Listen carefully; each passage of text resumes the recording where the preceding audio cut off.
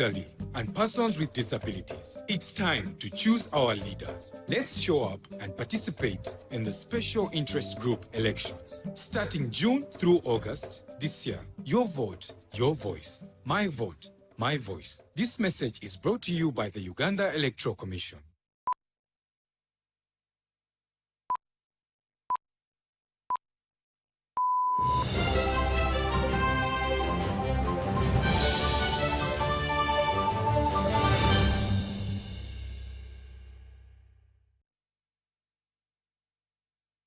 Good evening and welcome to our second edition of UBC News Tonight on this 10th day of June 2025. Now, before we get into our news bulletin, let's first take a look at the top stories tonight.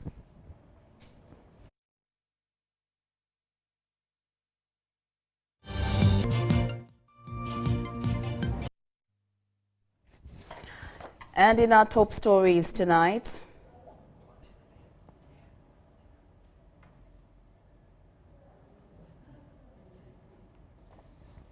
government to develop the Namugongo site where Muslim martyrs were killed. And finally, the second edition of the Slavefish Masters Gala launched on the theme, Swim Against Drowning.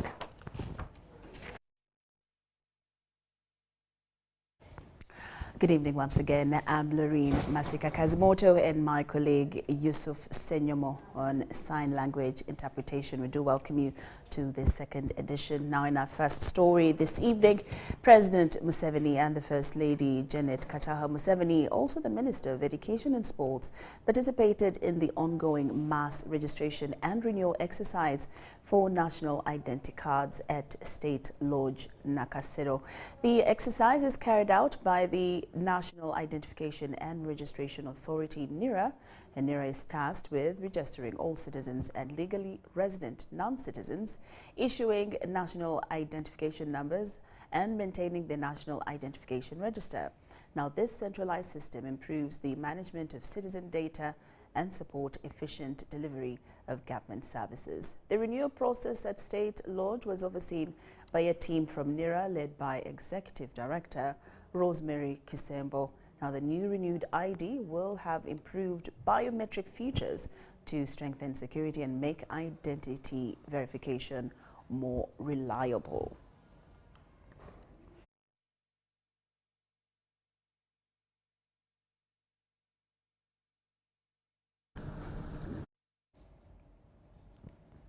Now, the Speaker of Parliament, Anita Among, has implored NRM leaders in Busoga region to promote unity as the country heads for polls in 2026.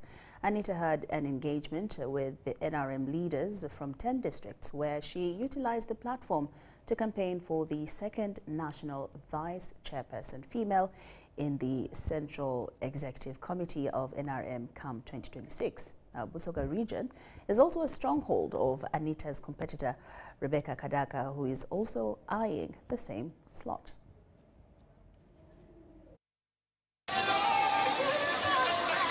With all the love that you've given me. The Speaker of Parliament, Anita Among, has extended her campaign trail to the Busoga region, which is dominated by her main competitor, Rebecca Kadaga.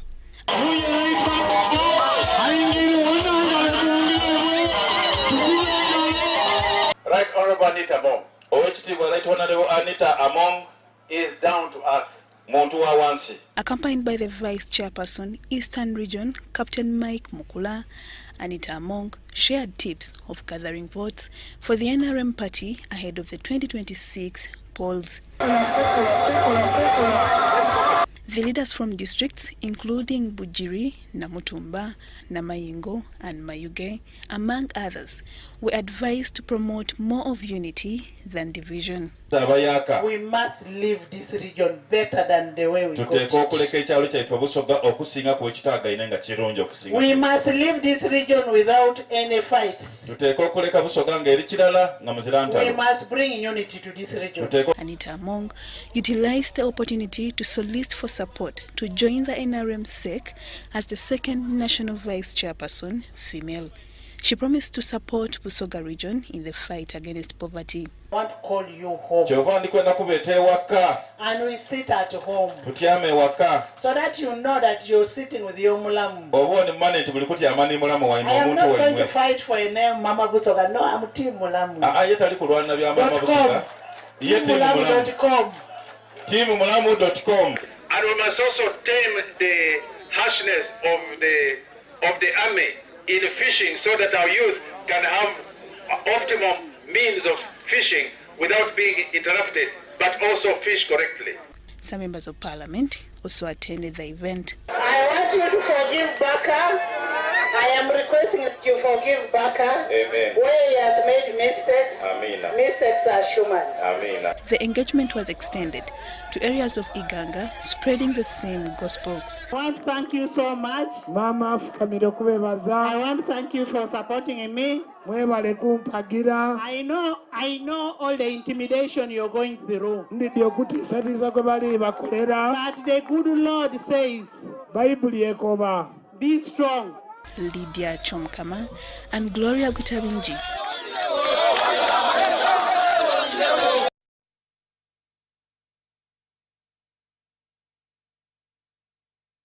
2,000 members of the National Resistance Movement have so far picked nomination forms to contest in the primaries for parliamentary and district chairperson seats on the party ticket. Among those who have collected the forms are several ministers, incumbent members of parliament, and other aspiring candidates. This week, the NIRA Electoral Commission is finalizing the process of issuing nomination forms seeking to represent the party at both parliamentary and district levels. Ministers and sitting MPs who picked nomination forms said they are seeking re-election to complete in the primaries pending initiatives, citing issues such as poor road infrastructure, inadequate healthy facilities and challenges in the education sector. I am the current flag bearer for Woman MP seat in Kitgum district, and I am going back for the same position. I have not changed that position because that was my first term. I am going to beg people of Fort Portal to support me. Let me go and represent my people in the region where I come from, the older persons in the Western region. They are very clear. Since I left Parliament, the voice is silent. Nobody talks for the Basiki in the Parliament. Aspirants outlined their plans to address their concerns if elected. I believe that Parliament is the best platform for me to advocate and lobby for the less privileged or the less disadvantaged. And I call upon the people of Fort Portal to trust me with that position of Lord Mayor Fort Portal City. My intentions of why I'm coming in is to improve sanitation, is to improve infrastructure, is to improve well-being of the citizens of Mbara. Bringing the leadership to the municipality that can easily guide a town that is transforming into a city in the next 1 or 2 years. We have been lacking people to speak what hurts us as people of Ibanda North. Each candidate emphasized their individual strength and qualifications, expressing confidence in their suitability for the party flag. I am coming for Shenyi because of poor service delivery. I'm there now to make sure that all these older persons share properly on the national cake. Therefore, what people need is the information. People need information. People need to be informed. They also appealed to voters to entrust them with a mandate to address community needs in Parliament. Deforestation, there's an issue of charcoal burning and ferrying it. Going to explain, to make it clear to the government that the people of Labur County are unarmed, they are not raiders, they are a victim community who lost property, and this property must be compensated in the same way that the property of the people of the neighboring communities are being compensated. All the people of Lamburi, things that are really affecting us, we are having issues with the roads, the poor roads. It's a defining moment for myself. I'm excited to going back to the ground to actually articulate what I have achieved or what the constituency has achieved over the past 5 years. Only complaint which is universal is lack of employment. To get into solving problems, raising issues that affect the people of the county in Parliament. Here to inject some new blood into the system, to also contribute and walk in the footsteps of our fathers and mothers that came before us. NRM Electoral Commission Chairperson Dr. Tango Doi said the nomination process is running smoothly, with aspirants required to return the forms accompanied by the necessary documents. I'm happy that it is credible and it does not have highs and lows. Everyone is treated at ground zero. Through a hassle of a cost, of course, 30 million shillings, it is not, I may not say it is absurd, but to me it is not right. Why I picked interest in contesting as a member of parliament, one of the reasons is effective representation of our people. I have come to bring a light to the politics in Muria. Each participant is required to pay a nomination fee of 3 million shillings for parliamentary seats and 1 million shillings for district chairperson positions. The vetting and selection process is expected to begin next week. Jane Ngiramchia, Stephen Kalisia for UBC. The National Identification and Registration Authority has discouraged people from applying via online registration or renewal of national identity cards, emphasizing that applicants must appear in person. National Identification and Registration Authority officials explain that applying online wastes valuable time and could be used for other activities, since applicants are required to physically present themselves for biometric data capture.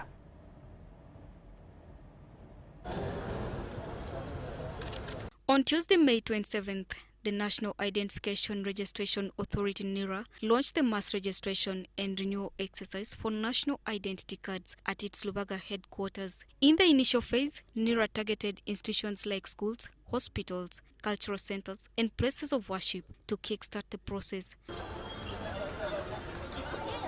However, amidst challenges such as registration equipment, some residents of Lubaga resorted to online registration in an attempt to fast-track the process. The Deputy Resident City Commissioner for Lubaga Division, Henry Chitambula, has since discouraged the use of online registration, saying it is not effective in this exercise. Chitambula explained that the process requires biometric data capture, including iris scanning, fingerprinting, and photographing steps that demand physical presence at the registration center. Whether you register online, you must physically come to the registration centers, because they must take your photograph, they must take the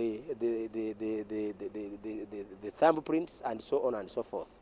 So because of that, there is no need of you wasting money registering online when you must come physically to the registration centers. Ahead of the 2026 general elections, the Buganda Kingdom Minister for Information Ismail Chitoke and the NIRA Manager for Monitoring and Evaluation Stephen Kasumba have urged all eligible citizens to participate in the registration exercise. They emphasize that having a national ID is crucial for accessing key services such as healthcare, among others. It's time whereby we are nearing the process of voting to 2026, so I would urge the people around to come and get this document, because during that time we have ups and downs in the security. Someone may ask about your identification, so the only way you can identify yourself is having this verified document.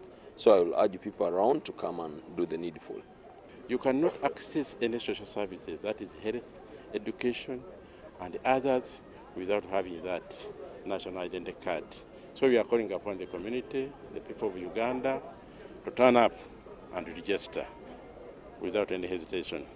Meanwhile, the President of the Republic of Uganda, Yoweri Kaguta Museveni, and the First Lady, Janet Kataha Museveni, have completed the process of renewal of their national ID details. The process was conducted by NIRA officials at State House in Nakasero. Charity Marion Imnat and Andrew Sebida for UBC News.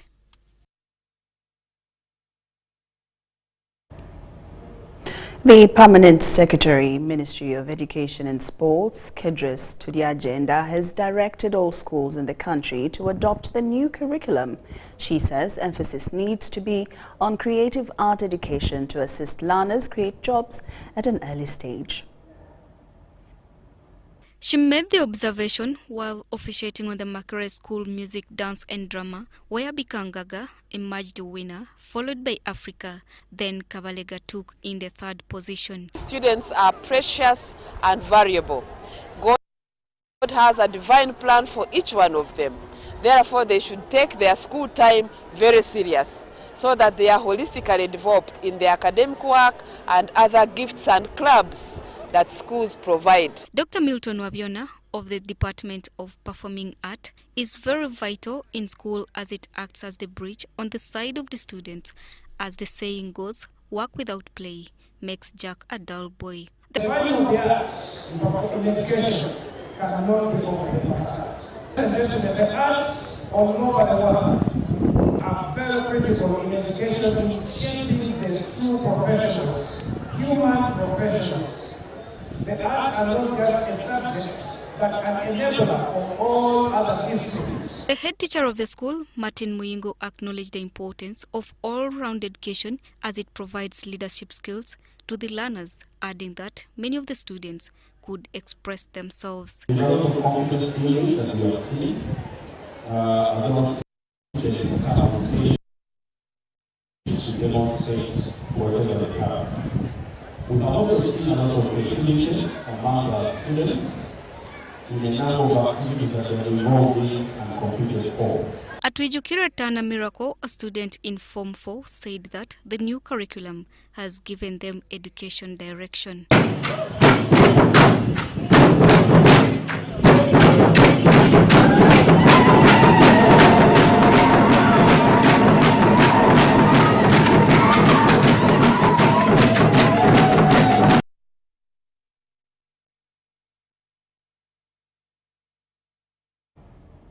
UBC News tonight. Now in more news this evening, the authorities at the Uganda Martyrs Muslim Memorial Site in Namugongo have cancelled the dua prayers and memorial services that were expected to be held today in honor of the Muslim martyrs who were executed for their faith.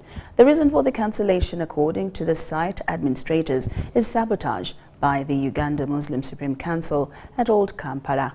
They say the Uganda Muslim Supreme Council offered them only 5 million Uganda shillings to organize the day's event, which they considered too little, especially out of the 200 million shillings that was given to the council by President Museveni. At the Uganda Martyrs Muslim site in Namugongo, to capture the day's ceremonious memories and to witness the dua prayers in honor of the faithful Muslim martyrs who were killed by Kabaka Mwanga II, as celebrated annually. Security was on standby and patrolled the area to deter any possible insurgencies. However, it took us another 2 hours before anyone turned up to attend the dua prayers, apart from the site's administrators, who were engaged in a closed-door meeting.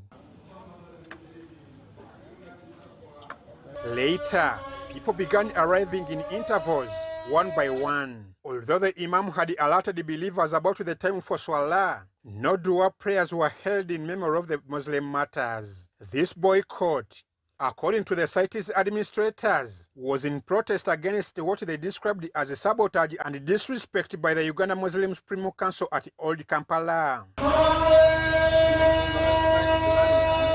After the lengthy closed-door meeting, the site administrators went ahead to attend normal prayers, which were not open to the media.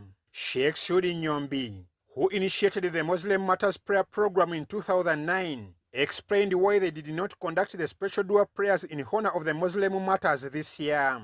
Abasiramu bebasooka okuttibwa olw'eddiini emyaka nga 3 n'omusobi emabega ng'enzikiriza endala zonna tezinnafiirwayo mujulizi n'omu. Naye ebigenze bivaayo bye bireetedde n'olwaliro lwe baasalawo nga 10 okubeera nga omukolo gw'okusabira abajulizi wano teguliiwo olw'embeera eyabaddewo olunaku lwajjo. Sheikh Sudi said they were the pioneers of this memorable event, but was surprised that Uganda Muslim Supreme Council from Odi Kampala wanted to take over their responsibility. Nze nannyini kutandika okusoma edduwa ey'okusabira abajulizi baffe abasiraamu, era nze ensonga y'okukyusisa abajulizi ba Uganda okuva ku 23 be mwakula musoma. Mbeera bwetyo y'ensonga lwaki nasaba Imaamu mukulu atutwala Sheikh Muhammad Guyidde nakkiriza ne tutandika edduwa y'okusabira abajulizi abasiraamu. According to the Muslim site administrators, it was shameful for Uganda Muslim Supreme Council to disrespect and belittle them by offering only 5 million shillings to organize the ceremony at the site, out of the 200 million shillings donated by the president. They returned the 5 million shillings to Uganda Muslim Supreme Council. Ensi yonna ekimanyi nti Namugongo twaweebwa emiliyoni 200,000 nga za kuteekateeka mukolo guno ogw'okusabira abajulizi. So siza development. Ng'ebula olunaku lumu ku miliyoni 200,000 ne bataako miliyoni 5 olw'ensonga baabadde baagala okumenyawo essomero erya community nga bagamba nti baagala president alabe nti abasiraamu beetaavu. They have asked the government to demand accountability for the 200 million shillings and urged Uganda Muslim Supreme Council to stay in their lane. Furthermore, they told UBC that they remain stuck with a 17 million shillings debt. Ekirungi peva zaakoze ku muzikiti ne zinyiriza ekifo kino. Tusaba ebbanja eryo lituli mu bulago. Tusaba bakama baffe abawaggulu sente ezo bazite kubanga zabadde mu budget emiliyoni 200 era nga batusubiza nti wezituukira ku account bajja zijjako basasule service providers. They vowed and warned that they will confront anyone who plans to demolish structures at the site. Tuli beetegefu okwenganga yenna aneetumiikiriza nti agenda kujja kumenya wano e Namugongo. The boycott of the annual dua prayers in honor of the Muslim martyrs actually started last evening when the administrators chased away a representative from Uganda Muslim Supreme Council who had come to the Muslim side. Amwai Vanjoko for UBC. The third Deputy Prime Minister, Hajat Lukia Nakadama, has reaffirmed the government's commitment to support the development of Namugongo, the site where Muslim martyrs were killed. This was during the commemoration of the Uganda Muslim Martyrs Day held at the Uganda Muslim Supreme Council headquarters in Old Kampala. Held on the theme, honoring our legacy, shaping our future, Muslim faithfuls converged to reflect on the sacrifices made by the Uganda Muslim martyrs.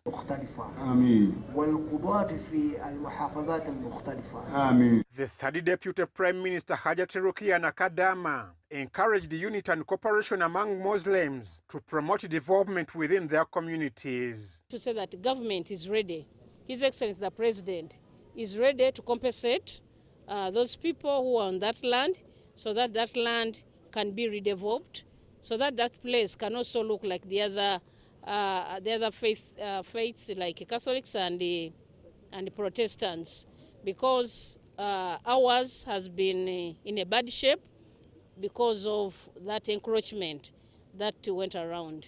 I know if we are together, if we work together as a team, we can get that money and the ministry can come and redevelop that place.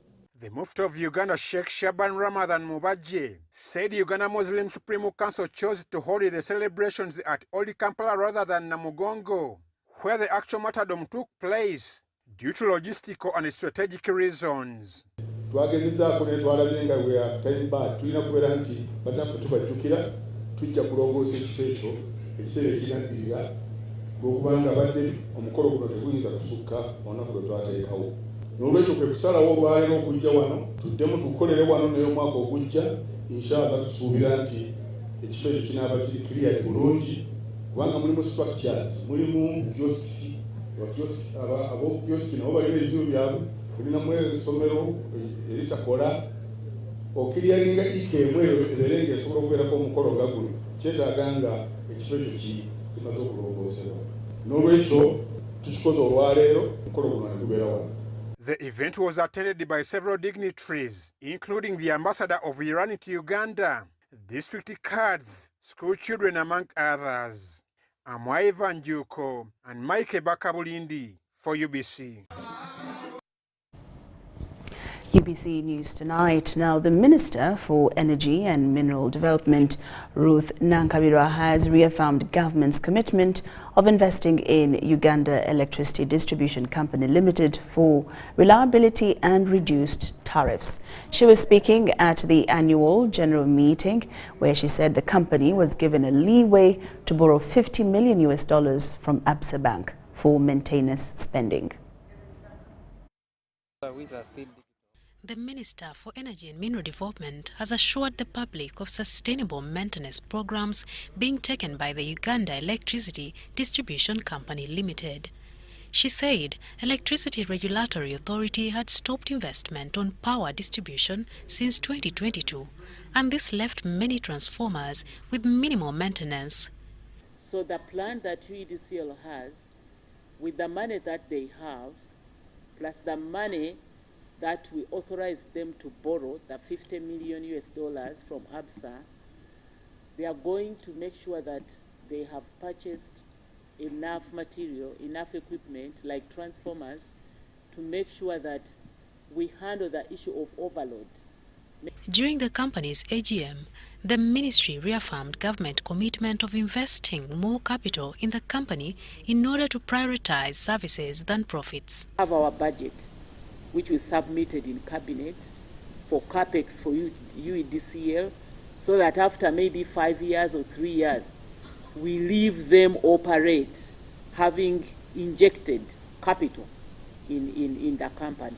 Government approved $50 million loan from Absa Bank to UEDCL for maintenance spending. The next step is to deploy the materials required in the field. Customer connections that were pending all along, transformer injections have begun, and also pole replacement for the failing poles in order to maintain stability.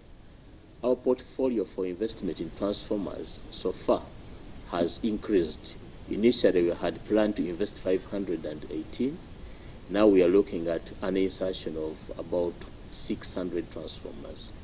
The company is faced with challenges of power safety and electricity infrastructure vandalism with the flow of electrons. Story by Abdul Nasir Lubama. The struggle for leadership in the country has taken a different dimension as more NRM candidates express interest seeking to be nominated to stand for the Members of Parliament, Chairman LC5 and other positions. Different personalities were at the NRM Secretariat seeking an opportunity to represent the locals in the 12th Parliament of Uganda. The Shema District Woman Member of Parliament, Rosemary Nyachikongoro, promises to assist women to access government projects. My name is Wilson Tuamuhabwa. I come from Namugongo District, Kashara constituency. So we want to see our health services, our health centers improve and offer services that are very, very crucial to help our people have a better health condition. Isaac Kamsumbo Buzaya constituency Kamuli District wants to return as a member of parliament so that he can change their livelihoods. I want as a priority to discuss with the government how we can unblock whatever roadblocks there so that that road can be tarmacked. It's the priority that I'm going to address. My name is Edison Mugisa. I'm from Mwenge Central constituency, Chenjojo District. I have come here to pick nomination forms to express myself to stand as a member of parliament for Mwenge Central constituency in Chenjojo District.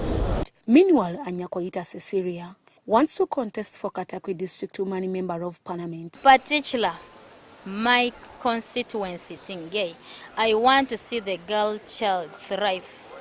The way I am today, it's because of the moral support, the physical support, the financial support that I got. So I want that girl child down there not to drop out of school. I realized that the girl child, why they drop mostly out of school, is lack of petty basic needs. Maki in the West, you know me.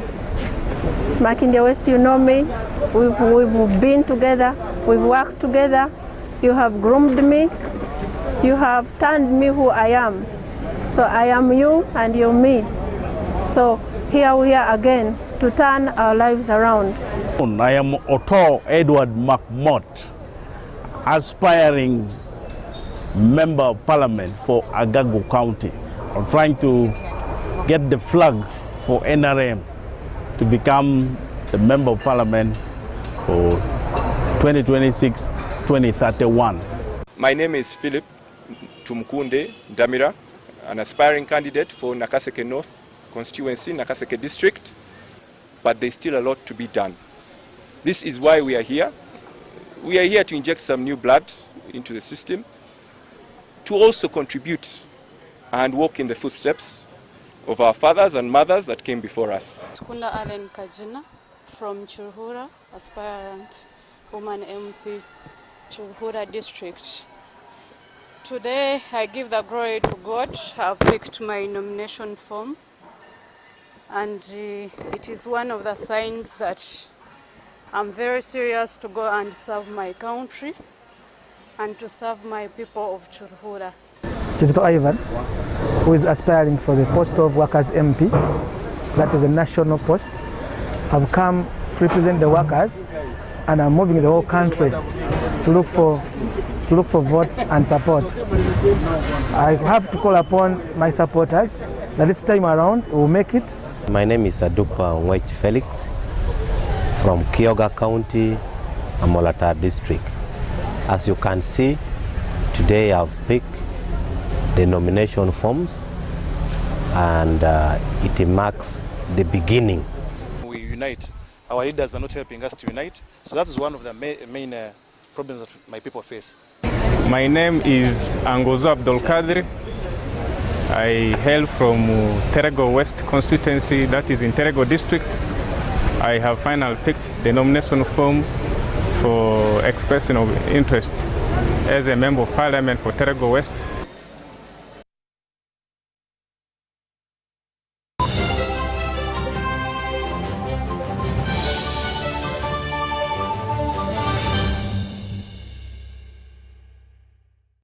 Here's your chance to win school fees for your child for a whole year. Just pay school fees using Momo.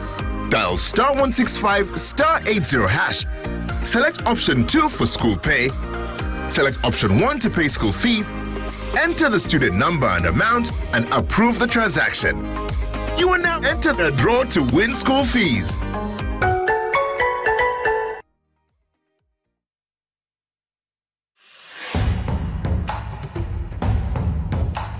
I got to learn about the Powerball through the website www.nationallottery.go.ug.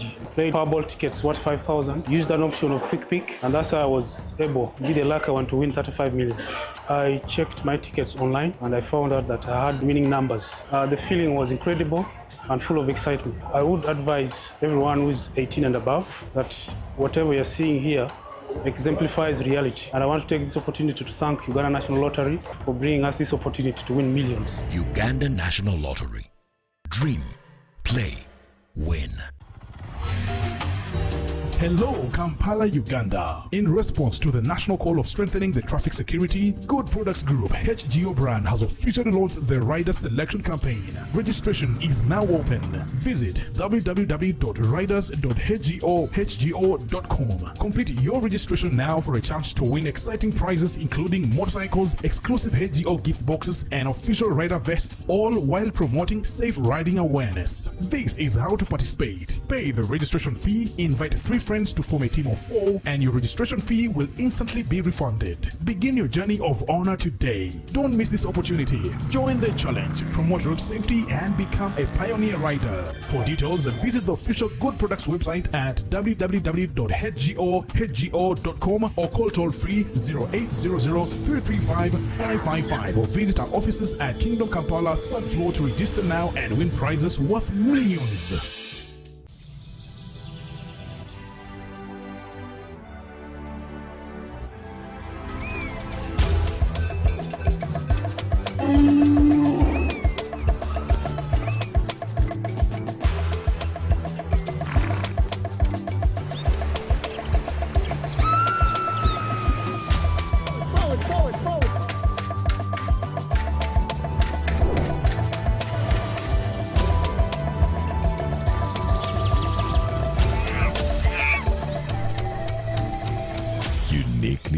viewers, explore Uganda.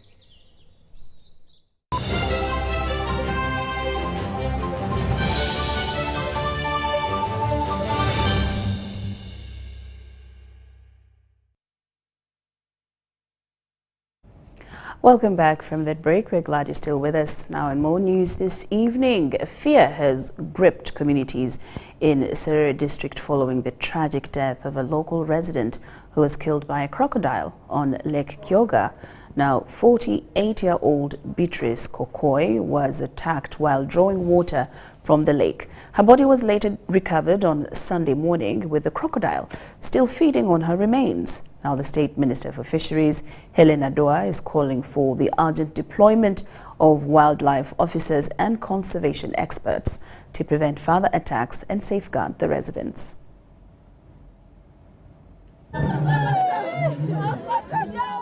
Grief, fear, and horror have engulfed Arapo village in Labor sub-county, Serere district, where the crocodile attack has left the community devastated. The fatal incident occurred on Wednesday last week, and Kokoi's body was recovered after days of search efforts. She was laid to rest on Sunday. We are never get it, all the body, the left leg and then the right leg and the left hand. They never get it.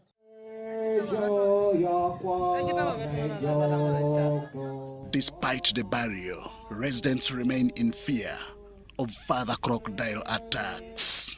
Actually, according to the advice of WUA, that place will be avoided. This Kenya has now become a man-eater. And the human being flesh is sweet and may continue searching for something to eat. Since the flooding took place, you know the water is not going down. Most of the crocodiles are now coming outside looking for what to eat. And they have been killing a lot of animals and grabbing animals. And now, the other 5 days ago, this happened to this woman who had gone to look for what to eat for supper. Minister Adoa has appealed to authorities to support the bereaved family and urgently address the escalating cases of human-wildlife conflict in the area.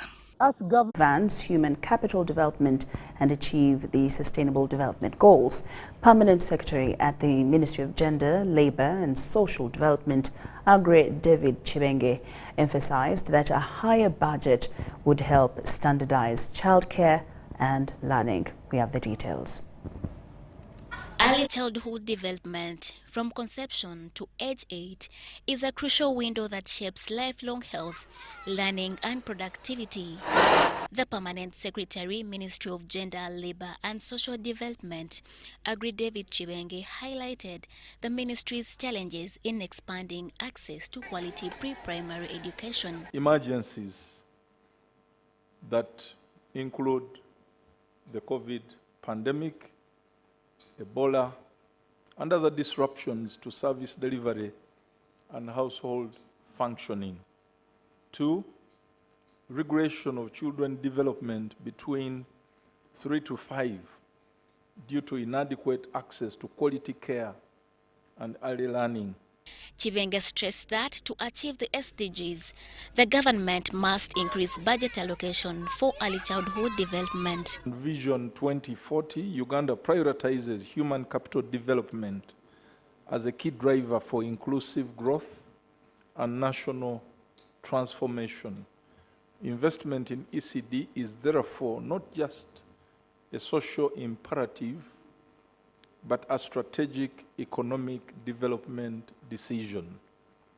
Delivering the Prime Minister's speech, MP James Kubaketeria called for enhanced funding for early childhood development.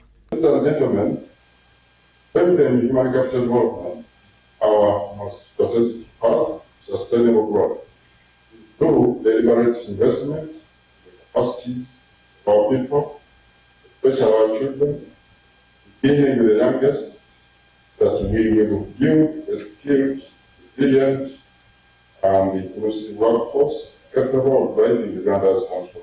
Dr. Robin Nandi, UNICEF representative to Uganda, emphasized the need to revise the education policy to ensure quality pre-primary education. It is also imperative that we accelerate the revision of the Education Act to address the legislative barriers and improve the access to pre-primary services for all children, increasing the share of government-supported services. The meeting concluded with the launch of a national webinar series to build early childhood development capacity across all levels. Irene Faith Nantongo, UBC News. Thank you, Irene Faith Nantongo. Now, Caris Medical, a growing force in Uganda's healthcare sector, has launched a new medical clinic in Chanja as part of a broader mission to transform healthcare delivery across the country. The clinic, located at West Mall in Chanja, will offer both outpatient and general medical services provided by qualified professionals. The facility is part of a nationwide rollout plan aimed at establishing Caris community clinics across Uganda to ensure fast and accessible healthcare services.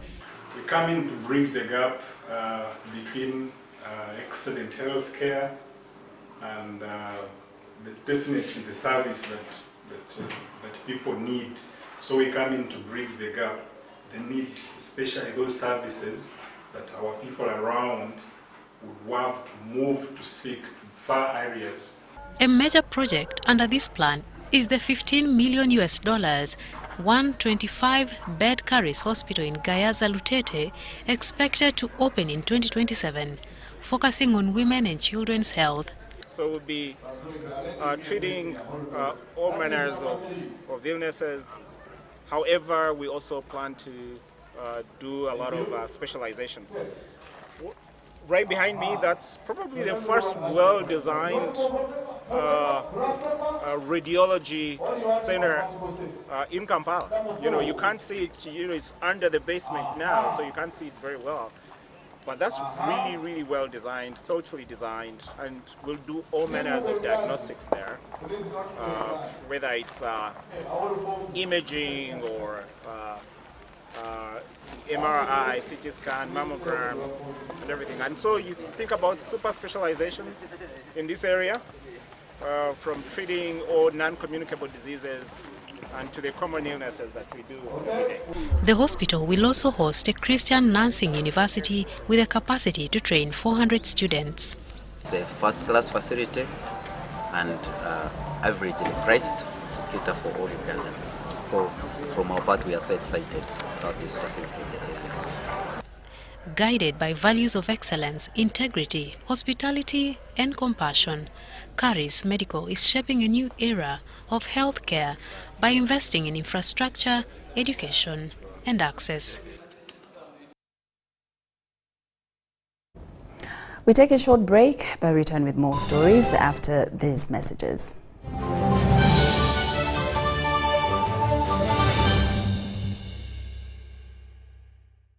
Youth voters on the rollers!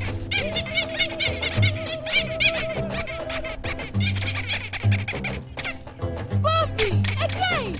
What's the drama? Drama? Colleagues, elections for special interest groups are calling. SIGs, elections, youth, PWDs, elderly.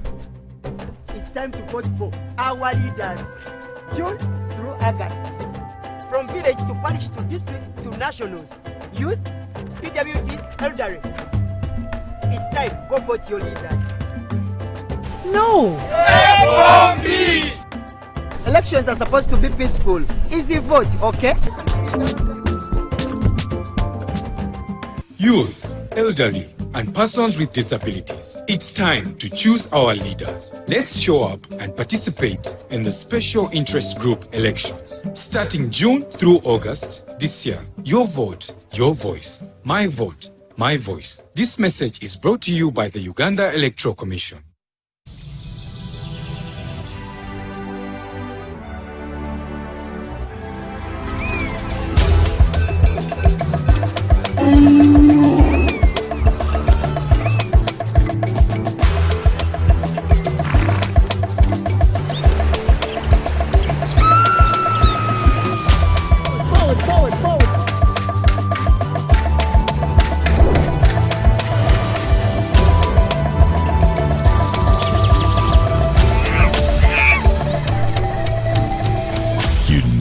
ours. Explore Uganda. Are you a woman with a small-scale business with a dream of growing it to another level? The GROW Project is here to support you in realizing your dream. The GROW Project is a government initiative implemented by the Ministry of Gender, Labour and Social Development and Private Sector Foundation Uganda with support from the World Bank. We support women-owned businesses across the country to gain hands-on and business management skills through training within your location, business financing through grants and affordable loans, and infrastructure in your areas of operation to enable you to increase your productivity. If you have a business that makes sales of up to 800,000 Uganda shillings per month, the GROW Project has the tools and resources to help you succeed. For more information, contact your district or city GROW focal person or call our toll-free line on 0800 307 777 to learn more about how you can benefit from the GROW Project's services. The GROW Project, empowering women economically, transforming communities. Hello, Kampala, Uganda. In response to the national call of strengthening the traffic security, Good Products Group HGO brand has officially launched the Rider Selection Campaign. Registration is now open.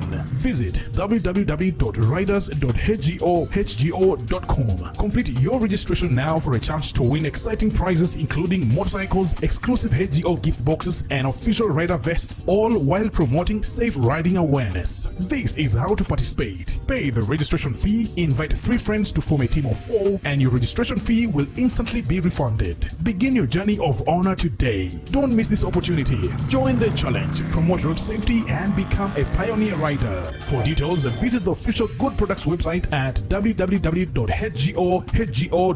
or call toll-free 0800-335-555 or visit our offices at Kingdom Kampala 3rd floor to register now and win prizes worth millions.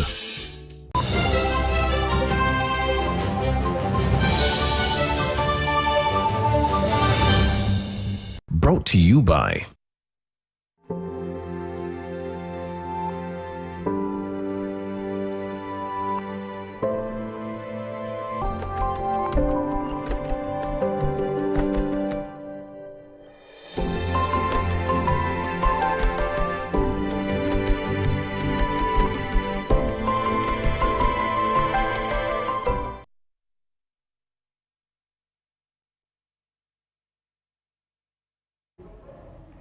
Welcome back from that break. And now into the business scene. Uganda's coffee exports are projected to grow to 20 million 60-kilogram bags by 2030. Now, this was revealed at a stakeholder meeting under the Empowering Young Women Entrepreneurs in Agriculture, Stimulated by Coffee IC program, implemented by Abbey Development in partnership with the MasterCard Foundation. We have the details.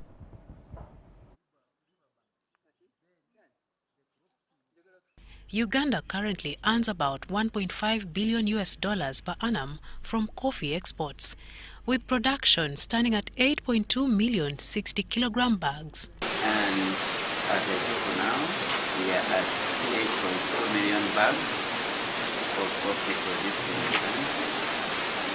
And we are exporting, as I talk now, 7.1 million bags.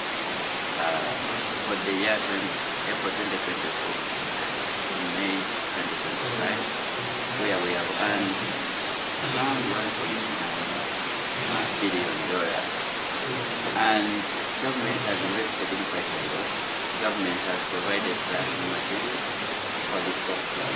Rather, March 2024 to April 2025, we sold 7.1 million bags out of this country, and the government or the country earned 1.97, approximately $2 billion from coffee. So this, you can see that we are making progress as far as earnings and exports. There is also a concern over the aging coffee farming population, with 35% of farmers aged over 50. One of the things to increase production is either by planting or by rehabilitating what we call old and unproductive fields. and we have a big stock of old trees. If we are able to rehabilitate even just 50%, we will add a significant amount of coffee products to our current 8.2. So this initiative is going to help us a lot.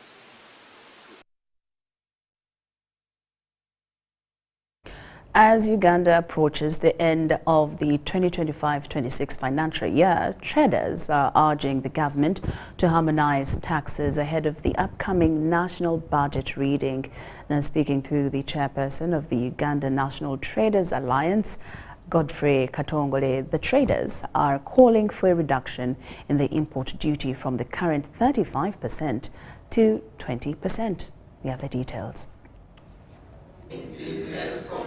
Ensonga y'okusasula omusolo mu kilo eveewo completely. Import duty naddala ku ngoye ali ku bitundu 35 ku 100 ake lwakiri adde ku bitundu 20. Precise custom taxes are not having standard values. That's a problem. That indeed we just negotiate, importers just negotiate with URA. This is my t-shirt I brought from China. Then they start negotiating. They will tell you that the values are from this range to this range. For example, they may tell you that it is from 5 to 7 or to 8. Now you start bargaining. The president, when we were in Kololo, he was like, he gave 6 months to URA to see that the values are standardized. Now, within that, there is unfair business, competition, whereby somebody was given at a value of 5 when he was importing. But another one, he was given the value of 7. Because you will find from revenue, after you have imported your goods, you are expected to pay the excise duty, you pay the import tax, and then the rest. When you come to the shop, there are some charges, there are taxes that the traders pay. For example, we are the taxes that revenue expects, income tax. You will pay the income tax. Then there are also some property taxes are supposed to pay. All those ones come to the trader, making it now not economical. Besides the heavy interest that the traders pay to banks. UNATA, empowering business.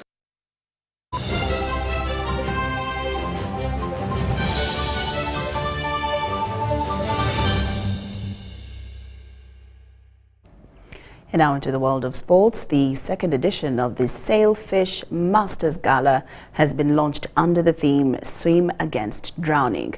The one-day gala attracting swimmers aged 25 and above will take place at Ambrosoli School in Bugolobi on the 14th of June 2025. It aims to raise awareness about safe swimming and drowning prevention.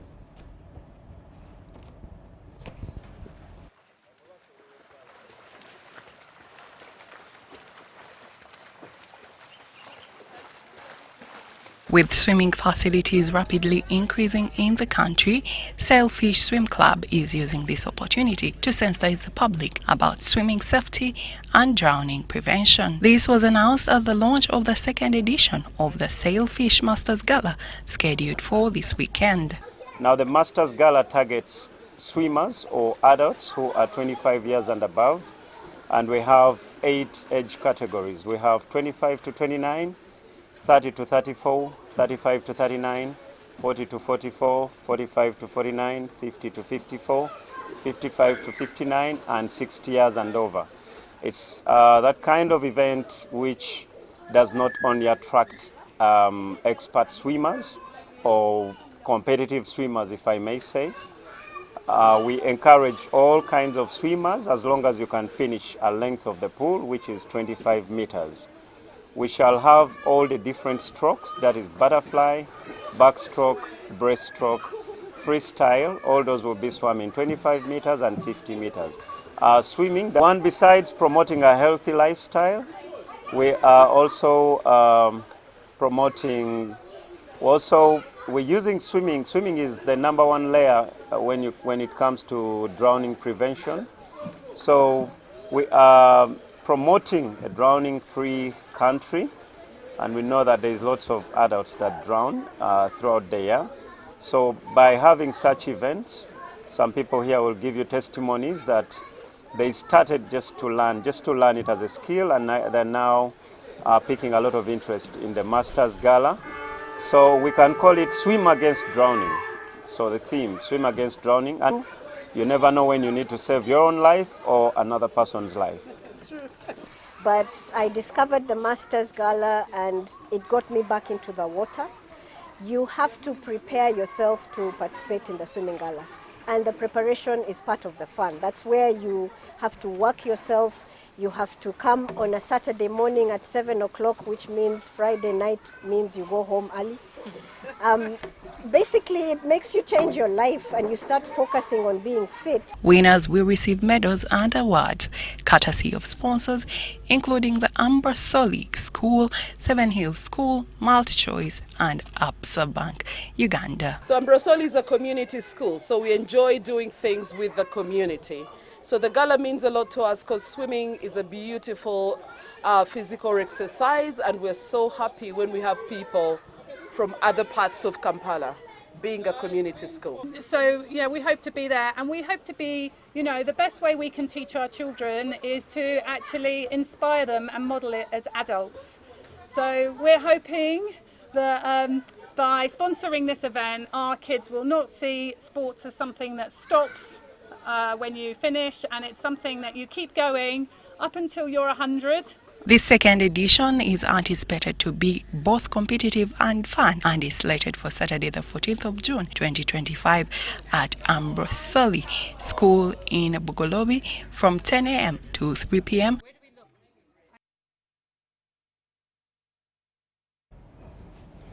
All right, thank you so much, Grace Kemgisha, for that. Maybe just a question. Is it too late for one to register for this gala? Well, I'll ask her when we get off air, but for now, UBC News Tonight has come to an end. Thank you so much for your company this evening. Now, on behalf of the team working with me tonight, we do bid you farewell and good night.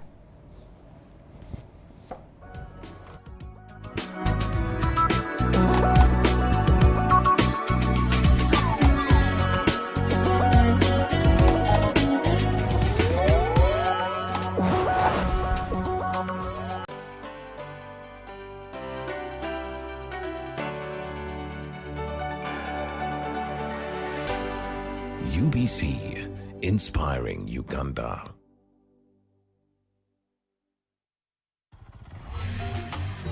Hello, Kampala, Uganda. In response to the national call of strengthening the traffic security, Good Products Group HGO brand has officially launched the Rider Selection Campaign. Registration is now open. Visit www.riders.hgo.com. Complete your registration now for a chance to win exciting prizes including motorcycles, exclusive HGO gift boxes, and official rider vests, all while promoting safe riding awareness. This is how to participate. Pay the registration fee, invite 3 friends to form a team of 4, and your registration fee will instantly be refunded. Begin your journey of honor today. Don't miss this opportunity. Join the challenge, promote road safety, and become a pioneer rider. For details, visit the official Good Products website at www.hgo.com or call toll-free 0800-335-555 or visit our offices at Kingdom Kampala 3rd floor to register now and win prizes worth millions.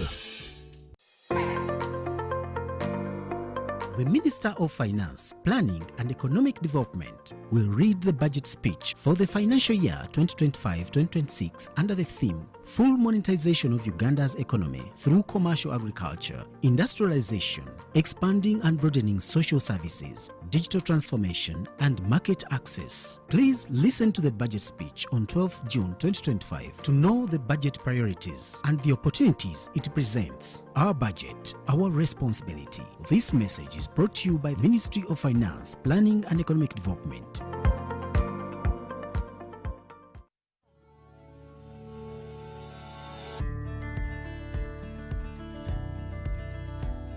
This PDM is to get all of you out of poverty. That's why we said 100 million per parish per year. The parish development model is designed to eradicate poverty by providing the support necessary for financial independence. We have seen how 1 million, how much 1 million can do. The whole of Uganda is very rich. So what you call poverty is actually ignorance. We need everybody to come up. Let us all take advantage of the conducive prevailing atmosphere of political stability, peace and security to ensure that all our people come out of poverty. And I've told the banks to stop deducting from the 1 million. You must get the 1 million full. The government is the one which will pay the bank charges. Now the number of stools in this Matoke enterprise are 1,000. They are on 1 acre. And we harvest 17 bunches every day. The money that we get from this Matoke, after selling each bunch at 15,000 shillings, for the whole year, we get 91.9 million shillings. So I want to encourage all the people of Teso also to change the mindset and adopt to new crops which were not traditionally grown here. We emphasize 2 words, wealth and jobs. This PDM is to get all of you out of poverty.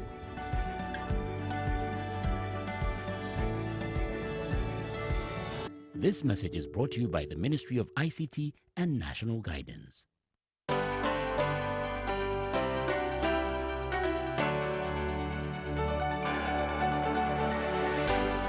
UBC, inspiring Uganda.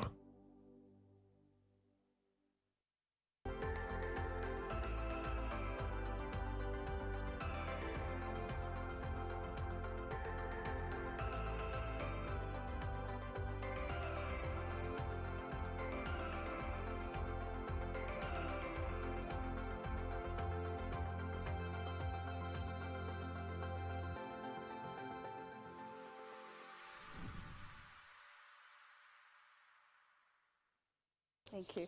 So I represent a show for Rotary that is called the Rotary Moment Show, and we showcase what Rotary is to also stop the misconceptions about Rotary. It has helped us a lot for people to understand who we are in Rotary, how we serve, the different services that we have done. So what we're going to do right now is to record a brief 2-minute interview for you to give us highlights on, first of all, the conference theme is Keeping Hope Alive, but also the theme of the year is Creating Hope. And there's a lot of sameness between that and what the Buganda Kingdom believes in. I'd like you to give a little highlight on those two seamless themes. Well, like I said in the opening moments of the conference, I'm an eternal optimist. I never believe that difficulties or challenges are going to wear us out. I always believe that tomorrow will be better than today. Indeed. And I think I've developed that belief over time. Over the years, I've realized that whoever achieves anything must be prepared to surmount the difficulties along the way. I don't know any single individual who has succeeded in life when they haven't rolled up their sleeves, when they haven't bent their backs, when they haven't scooped dirt. So Rotary comes up with programs aimed at bringing a smile to people's faces. And that sustains hope. Most of the people you see, the drug addicts, the alcoholics, are essentially afraid of certain situations, and they think they'll get some reprieve in those indulgences. The reality of the matter is that the situation gets worse because they've lost hope. So the Kingdom of Uganda was restored only 30 years ago. Yes. The kingdom was banned in 1966-67. And there are people within the kingdom who never lost hope. People who believed that the Kabaka will come back and sit on his throne. They were not multitudes, but they were very intentional. Yes. The Kabaka himself kept hope alive. When he returned from exile in 1986, he had nowhere to stay. all his properties were under occupation by the central government. And he had no people around him. I think it was hope, it was courage, it was character. So he returned. The first expression of his intention, for those who went to the small office he had, on the desk was the seal of the Kingdom of Uganda. That said it all. Without him saying much, there was a seal of the Kingdom of Uganda placed on his table. And look where we've gotten because of the hope. So when Rotary comes up with these programs, I think those who are smart enough to realize the advantages and they adopt these programs. The programs, generate hope. They sustain hope. They can achieve a lot of things in life for themselves and for the communities where they stay. That's why I always associate myself with Rotary. In any case, I don't have a choice because I'm surrounded by them. By the Rotarians. Now, for 11 years, you have kept hope alive. You have given us visibility of our King, and that is one of the most wonderful things that you've done. And I give you props for that. That's wonderful. I'm going to ask you two questions, and I know we must go, but two questions. One is about mental health. Our president has pushed mental health as a very important aspect of Rotary all over the world. And I want you to associate that to the Buganda Kikto. We have a lot of issues, and growing up as a Muganda, I know that we never talk about gundi yagudde ddalu oba ayina ekizibu ku mutwe. We always a very private community when it comes to family. How are we ensuring that Buganda and the mental health subject is discussed? My second question, so that we roll over very quickly, will be about the boy child, which is also connected to the mental health aspect, because a lot of our boy children are into addiction, are into alcoholism, and as well as growing up as a Muganda, we were told the boy is supreme. And I used to hear my mother one day said, it's like they put the boys aside to show them what to do, but nobody ever does that. They see. How do we change the seeing to better grooming? Those are my two wonderful questions. But first of all, mental health. You see in Buganda and most African communities, mental health was not fully appreciated. It was a question of, I think, knowledge, scientific knowledge, and there was stigma related to mental health. The people who are not stable upstairs were regarded as being either bewitched or cursed or all sorts of descriptions which were uncharitable to them. I think it's just simply a question of how developed scientifically we were to understand that this is a disease and the factors that cause this problem. So for some people it's genetic. I can't explain them technically, I'm not a doctor, but some people's brains produce in excess of certain, I think, whatever they are, chemicals. Nanos. And that makes them mentally unstable. Yes. But then others are affected by the circumstances under which they live. The stress. The stress. People who have families and they can't feed them. Yes. People who cannot take their children to school. There is a joke I heard on radio about a man in a taxi who was saying, he's talking to himself. Yeah. You can clearly understand that he's under a lot of pressure. Yes. So we need to, first and foremost, end the stigma. Probably the way we did with sickle cell. When the Kabaka dedicated the proceeds to his birthday run, 2017, I think, to 2020, to the awareness about sickle cell, that's when people woke up. Yes. And people thought, don't marry into that family because they've got a curse moving along their heads. Yes. But it was, many of them, it was simply sickle cell disease. During the reign of Kabaka Semakokiro, they called it Narubiri. But they could not, I think, in a scientific way explain what caused the disease. The sickling. Yes. So we need probably to address mental health in a similar manner. to know that it occurs. It is a disease like malaria, for example. The causes are different, but it's just a disease like any other. If it's related to the way we live, work-related pressures, domestic pressures, then those are the issues we need to look at and address. And I think we shall make lots of progress. But I think the biggest thing we need to do is to destigmatize mental health. If people stop believing it's witchcraft or a curse moving through certain families, we shall have made a lot of progress. Because you see the problem in many homes when they have somebody patient actually with mental disability. Now they go to the charlatans, the witch doctors, and then they take the white goats and cocks, and they become even poorer. Yes. So I think we need to address it that way. The second question was about the boy child. The boy child. Yes. You see, I said during the keynote address that we all are aware of the patriarchal clan system, where a man is assumed to have superior capabilities, which is false. Of course, men are stronger physically. Okay. My voice is deeper than yours. Yes, it is. Just because I'm male, I've got male genes. But that doesn't necessarily mean that I'm better than you. Because women have proven themselves in the scientific world, they are as good as men if they are given the opportunities.